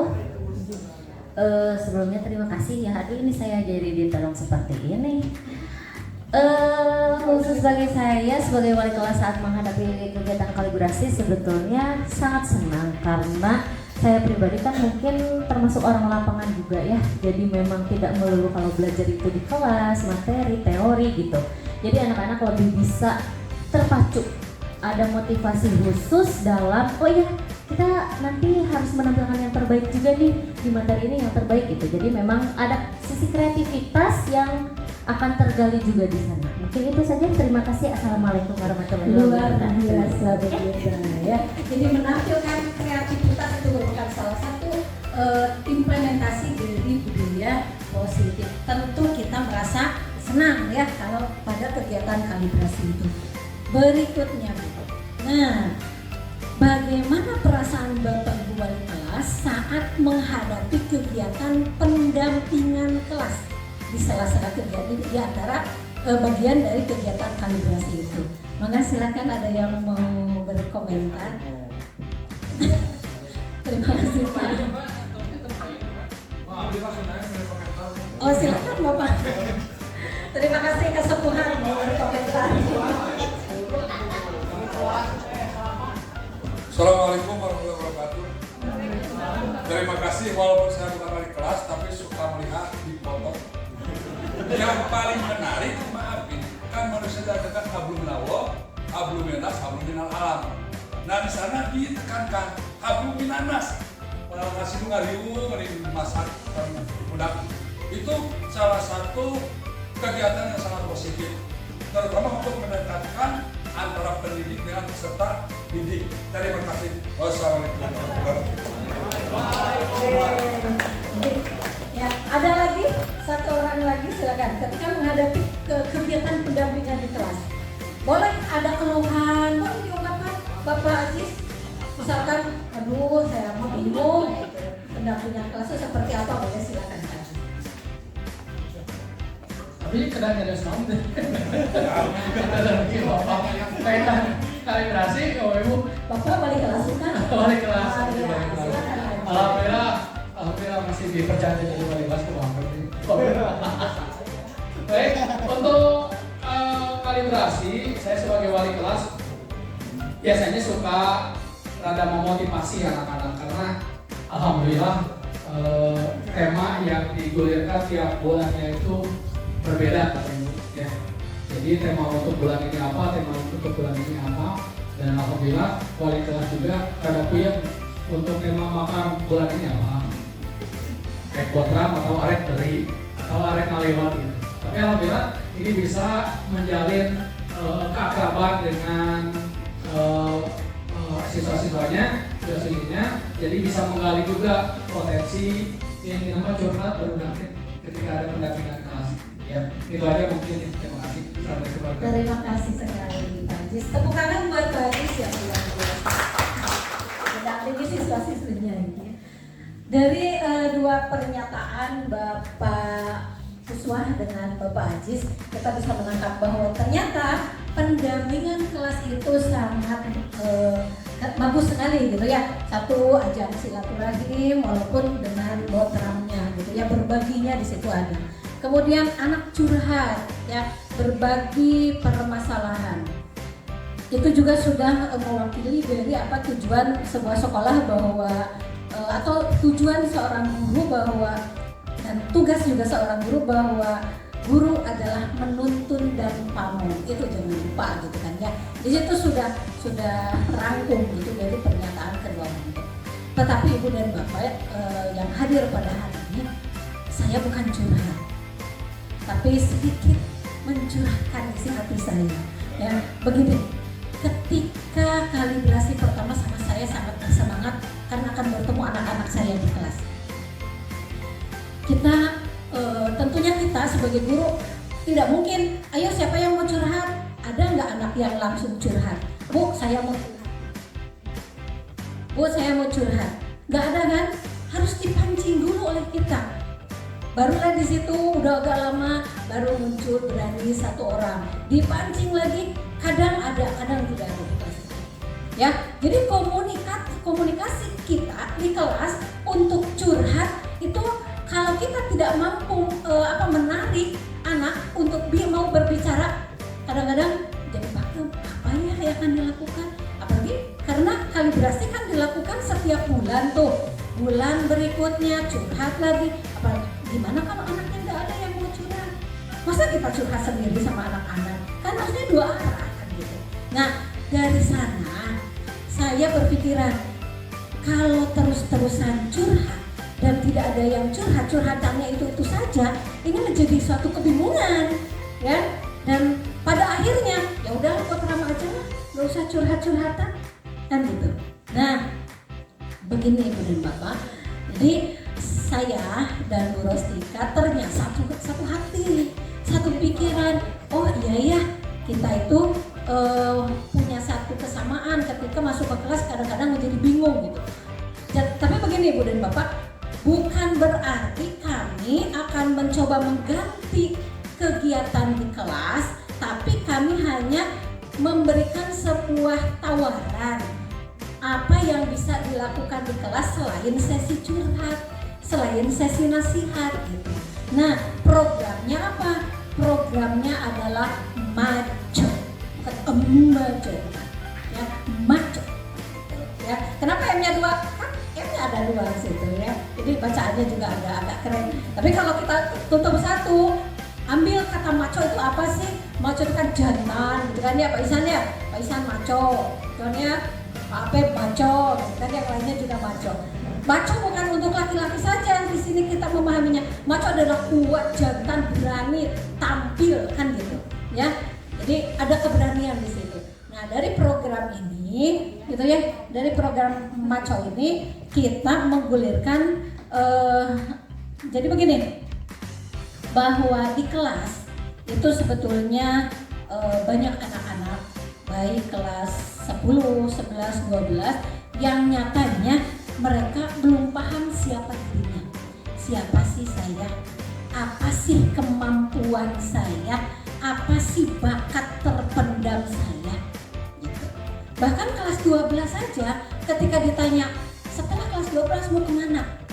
Banyak anak-anak yang bingung gitu. Mau kemana ya? Entah Bu, apa mau bekerja atau mau kuliah, dan kuliah juga bingung kuliahnya kemana. Nah di situ kita punya peran untuk membimbing, menuntun mereka, mengarahkan apa yang mereka inginkan, gitu. Tapi mohon maaf, di sini kami bukan berarti melangkahi BK.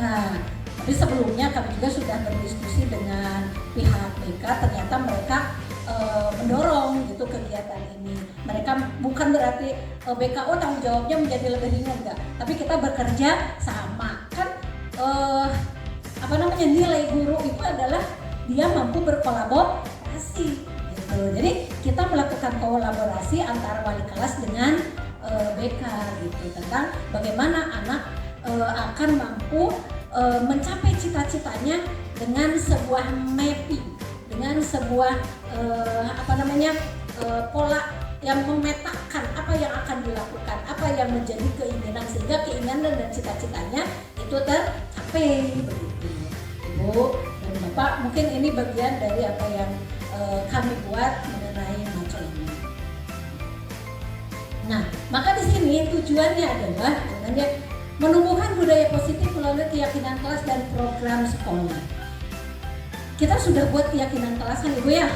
Ya, Bapak-bapak sudah bikin wali kelas keyakinan kelas ketika di pertemuan pertama. Salah satunya adalah Pak, mandiri, gitu kan ya. Nah, di sini keyakinan kelasnya adalah bagaimana kita membuat anak menjadi mandiri dalam menentukan langkah berikutnya, karir berikutnya, hobi yang akan menjadikan sebuah profesi yang menggiurkan. yaitu dari karakter dari menumbuhkan budaya positif melalui keyakinan kelas dan program sekolah. Program sekolahnya apa? Itu dari kalibrasinya. Kemudian yang kedua, mendorong murid untuk lebih memahami tujuan hidup sesuai programnya tadi. Bahwa saya ini siapa, saya itu mau kemana, saya itu mau apa, sehingga di situ tujuan hidupnya jelas ketika sudah dipetakan. Kemudian yang ketiga, mengimplementasikan visi sekolah, yaitu mewujudkan murid yang berakhlak karimah dan berprestasi. Siswi atau siswa SMA dia jago menggambar atau jago nyanyi, kemudian dia lagu-lagunya itu dia nyanyikan di YouTube, di-share di YouTube, sehingga banyak orang yang suka, banyak yang lain. Akhirnya sekian ribu subscriber. Jadi nilai material gak di situ. Nah, ini prestasi itu diantaranya, gitu kan ya. Jadi ini tujuan kami membuat MACO itu, mind mapping, cita-cita dan hobi. Selanjutnya untuk teknis, sedikit pemaparan teknis, tapi di sini tidak ada sesi tanya jawab. Mohon maaf ya, bukan berarti kami tidak berani menjawab. Tapi nanti tanya jawabnya di malam Sabtu ya Pak ya. Nah, sedikit pemaparan kalau supaya tidak bingung bagaimana sih mind mappingnya gitu. Ini akan disampaikan oleh rekan saya Bu Rustika. Sebenarnya.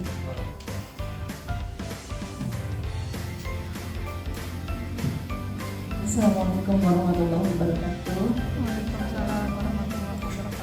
Bapak Ibu, hatur nuhun untuk waktunya. Langsung saja menyambung apa yang sudah disampaikan Bu Ani untuk teknis mind mapping itu. Tadi kan sudah disampaikan latar belakang dan tujuannya. Kemudian kita awalnya sasarannya itu adalah kelas 10, 11, 12. Tapi karena kita kebetulan ada di kelas 11 dan Ibu di kelas 12, jadi kegiatan ini setiap jenjang sasarannya berbeda. Awalnya kelas 10 fokus pada pemilihan jurusan, kelas 11 fokus pada hobi, pemetaan hobi nantinya, kelas 12 fokus pada cita-cita. Nah, dirancang untuk 3 pertemuan karena kita kan sebentar lagi juga akan ke akhir semester.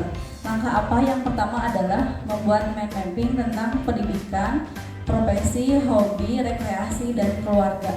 Jadi tidak hanya tentang sekolahnya saja, karena kan lulus sekolah itu anak kalau tidak kerja, kuliah, nikah ya, dan kesemuanya itu butuh persiapan.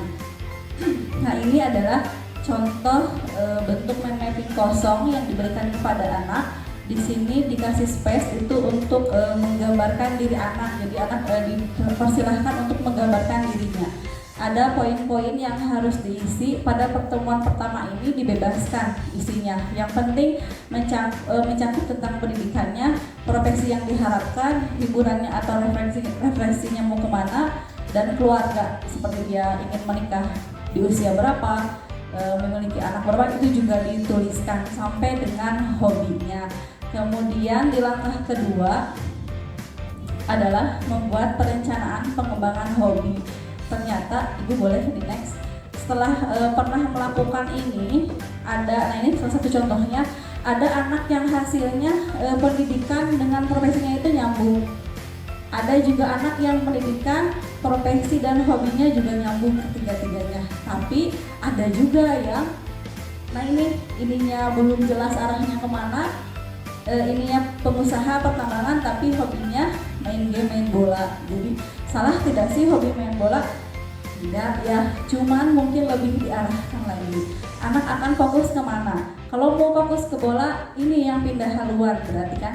Tapi kalau mau fokus ke pengusaha atau pertambangan, ya hobinya yang dipindahkan. Nah, itu jadi jangan sampai di kelas 11 masih arahnya kiri kanan gitu. Ya, tidak ngejalur antara pendidikan, profesi dan hobi. Itu yang diharapkan di kelas 11 karena kebetulan saya pegang kelas 11.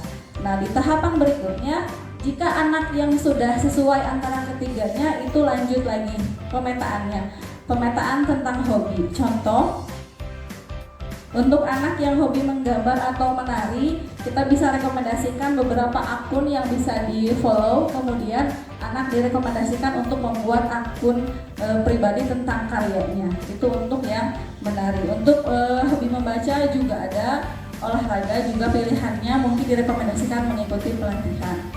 Kalau hobi yang lain bagaimana? Pertanyaan itu kita kembalikan ke anak, karena biasanya anak lebih tahu. Contoh, sukanya games, dia tahu kalau dari games itu dia bisa apa, gitu ya. Jadi kita tidak harus menguasai semuanya, yang penting kita memancing aja. Jadi dan dia harus punya peta. Yang ketiga adalah melakukan pemantauan progres pengembangan hobi. Jadi setelah anak bikin akunnya, kita cek progresnya, apakah terjadwal atau tidak pembuatan kontennya untuk yang menggambar, kemudian disiplin atau tidak dalam pembuatannya. Begitupun kalau olahraga, apakah selain dia ikut klub, konsisten juga untuk ikut kompetisi dan capaian prestasi lainnya. Jadi diharapkan saat kalibrasi itu obrolannya terarah gitu ya. Kita mah guru hanya lihat aja laporan anak, ada tidak progres bulan ini, kamu kalau melukisnya berapa bulan ini, kontennya sudah ada berapa gitu. Jadi selain curhat juga diharapkannya tadi ada hobi, cita-cita yang bisa kita arahkan. Nah, bagaimana kalau ternyata buntu kayak tadi kan, si profesi dan hobinya tidak terarah, sudah kita kasih clue masih tidak terarah, nah itu biasanya itu akan direkomendasikan ke BK, karena mungkin bukan di ranah kita hanya membantu sebisanya. Seperti itu Bapak Ibu, saya harap kehadiran ini bisa membantu ya, bukan menjadi beban, karena tadi saja ada yang kepo pas saya lihat mapping ada berita, Wika naon sih katanya gitu. Saya mau katanya bulan depan boleh, biasanya masuk kapitaan ibu-ibu mah. Nah, untuk format ini nanti bisa di copy, bisa di share, tapi harapannya itu bisa berkelanjutan sesuai program yang kita rencanakan. Itu saja mungkin yang disampaikan. Terima kasih saja langsung karena tidak ada pertanyaan ya Bu ya. Boleh dikembalikan ke Ibu. Biar Bu, aku tidak moderator. Ya, jadi begitu teman-teman, luar biasa ya. Jadi berawal dari mimpi, berarti nanti kita tajamkan, berarti dari siapa ya, berarti tidak dikembalikan kepada kita. Mau diapakan bahwa konsep atau ide yang ini luar biasa, yang tadinya kita dikalibrasi hanya ngobrol-ngobrol biasa saja, ngalir ngidul saja. Kalau cepat dia mah kudu tegas, kudu tajam. Nah mungkin seperti ini Pak Dian ya. Ada salah satu cara ternyata bahwa ketika ngobrol untuk membuka dengan dengan anak kita di kelas, yaitu dengan menggunakan mind map di sini dengan maco seperti itu. Jadi ini ada double jadi maco. Tadi kita tentukan bahwa sekali lagi bahwa maco ini adalah mind mapping cita-cita dan hobi seperti itu, leres ya. Dari copyrightnya masih di ibu kita belum. Oh masih berestika ya. Jadi kan kita berbicara copyright berarti kedepannya ada apa? Minimal itu saja. Maco adalah mind mapping dan cita-cita dan hobi. Nah di sini ternyata di tujuan teman-teman tadi saya ulang lagi karena saya kebetulan menjadi moderator dadakan yang sangat dadakan sekali, bahwa di tujuan adalah menumbuhkan budaya positif itu jelas bahwa titik kita, fokus kita adalah ke arah sana. Berikutnya adalah mendorong siswa kembali kepada kodratnya. Kita gali mimpi mereka, kita fasilitasi mimpi mereka, jangan sampai mimpi mereka tercecer dan bias seperti itu saja.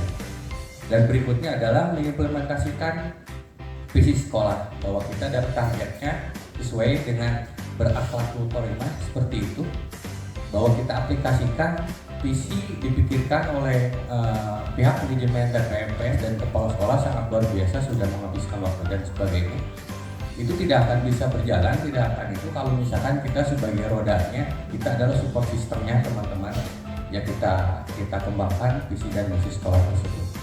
Terus tadi katanya ada 3 pertemuan untuk mencapai di hal tersebut. Yang pertama adalah profesi, hobi, dan rekreasi, dan terutama adalah keluarga, karena support sistem siswa yang paling utama adalah dari pihak keluarga. Itu mereka yang muncul ide-ide tentang saya ingin apa, melakukan apa, dan nanti tujuan saya adalah ke arah mana. Yang kedua adalah merencanakan pengembangan hobi, dan terakhir adalah progres pengembangan diri, yaitu mungkin ketiga cara tersebut. Kalau misalkan kami dari guru TIK mungkin itu disebutnya dengan terstruktur dan sistematis, mungkin seperti itu. Jadi rencana kami itu dari ide akan dibuat struktur dan sistematis. Mungkin begitu teman-teman, cukup sekian destinasi dari kami dari CGP Angkatan 9 Tuan Ibu Resika luar biasa. Mungkin kita akan digali mimpinya, kita buka pertanyaannya di malam Sabtu nanti ya, mungkin Bapak ya. Cukup sekian. Assalamualaikum warahmatullahi wabarakatuh. Waalaikumsalam warahmatullahi wabarakatuh.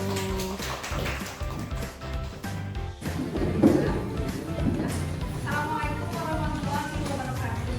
Waalaikumsalam warahmatullahi wabarakatuh. Bagaimana kabarnya hari ini? Alhamdulillah. Luar biasa baik ya. Sudah.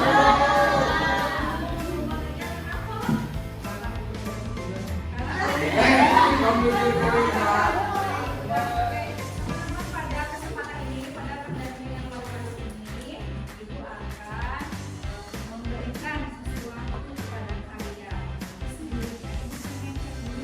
Ada tidak yang punya tentang visi sekolah kita? Oh ada, silahkan. Apa tuh visinya? Visinya sekolah berprestasi berlandaskan apapun.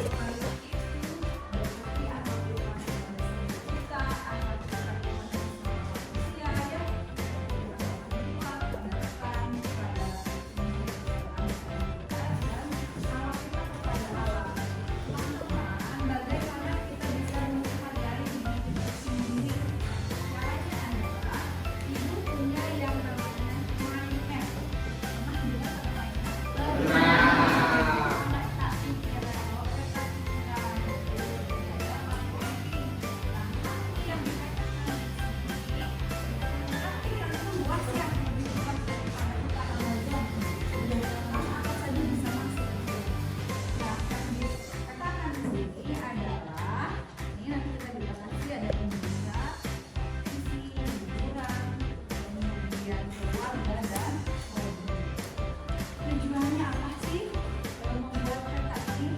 Kira-kira karakter apa yang diharapkan jika kalian bisa memetakan diri kalian? Karakter apa? Karakter mandiri. Apa sih mandiri itu? Berkembang ya. Mandiri adalah tidak bergantung pada orang lain dan menghargai diri sendiri yang tidak bergantung pada orang lain. Memahami diri sendiri, mengetahui tujuan hidup. Harapannya dengan penjualan ini, kalian bisa menyempatkan diri, potensi diri, dan tujuan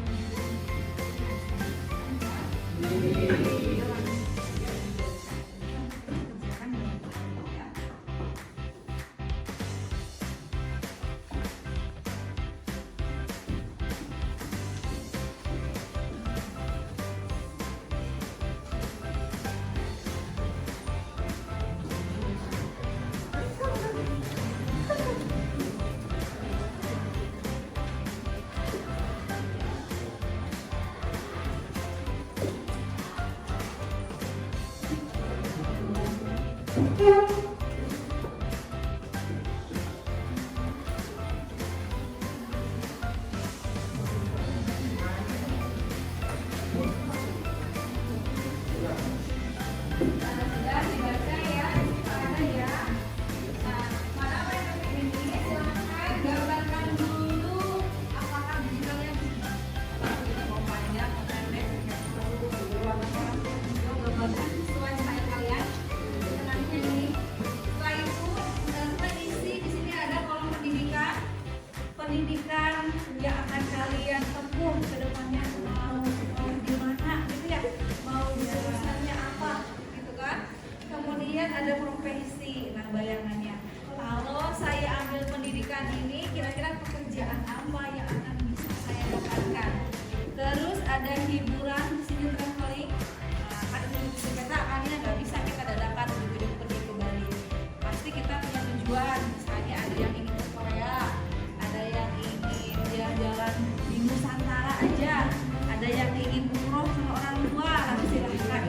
harus dipetakan dari sekarang, disiapkan dari sekarang.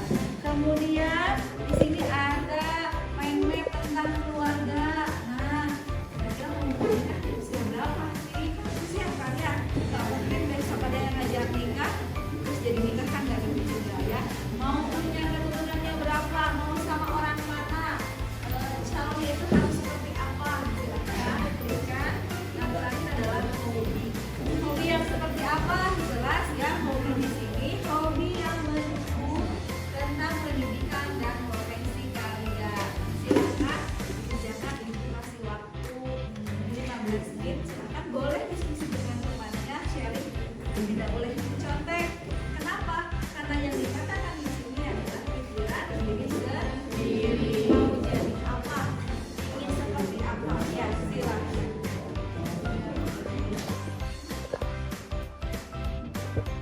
Sudah dikerjakan, teman-teman? Sudah. Bagaimana perasaannya buat Mas Febi? Senang banget bisa mengutarakan. Bisa mengutarakan. Ada yang kebingungan? Iya. Bilangnya sudah terpetakan, tinggal menempatkan dalam sebuah tulisan. Nah, Ibu harapkan pada pertemuan bulan depan di pemerintahan wali kelas itu, mind map ini akan kita tindak lanjuti ya. Nanti akan kita bahas apa yang dipetakan gitu. Hobi yang seperti apa sih ya? Harus diapain sih hobinya? Nah, kita akan bahas.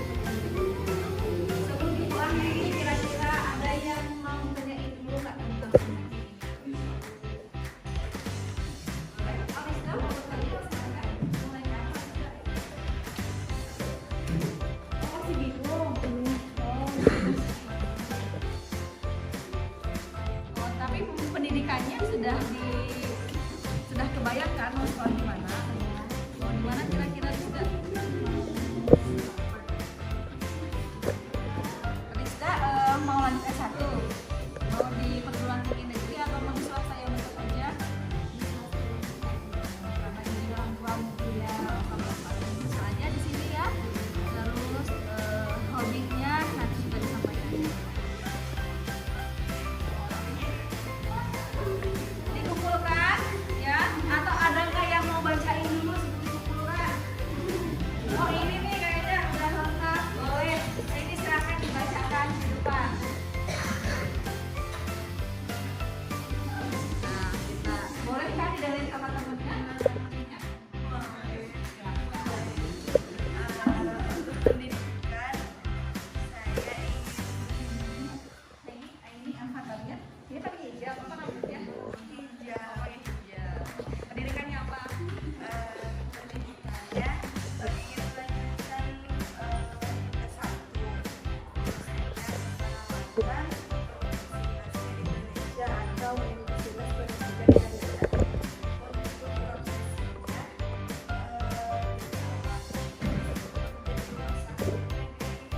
dan menjadi PNS. Liburannya mau ke arah umroh atau haji. Orang tua hajian sama suami. Semuanya. Kalau sama suami harus tunggu suaminya dulu ya. Nanti ada juga kan umroh traveling ya. Jadi nggak bisa nunggu suami sama temannya jalan bareng. Oke, silakan lanjutnya terus. Oh, di Jawa ada apa? Ada tari.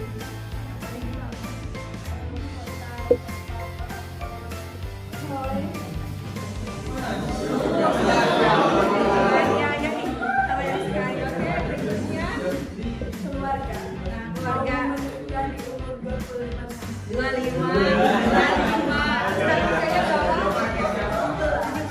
8 tahun lagi bisa 8 tahun ya. Calonnya nanti ya. Ingin memiliki 1 anak perempuan dan 1 anak laki-laki.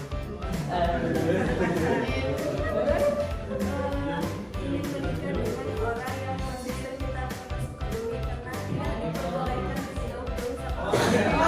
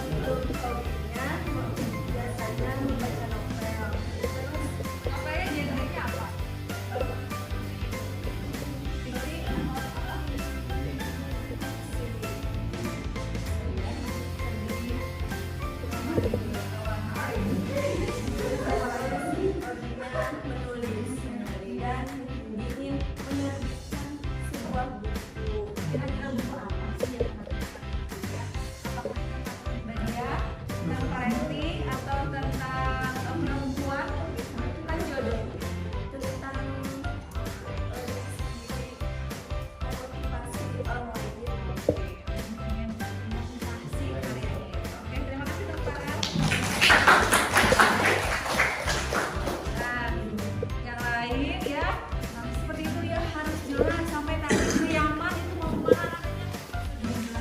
Tinggal dihitung ongkosnya berapa. Kalau dari sekarang dapat duit dari mana itu juga dipetakan dari sekarang ya. Itu saja teman-teman, sudah luar biasa hari ini. Itu ya. Ini bulan juga.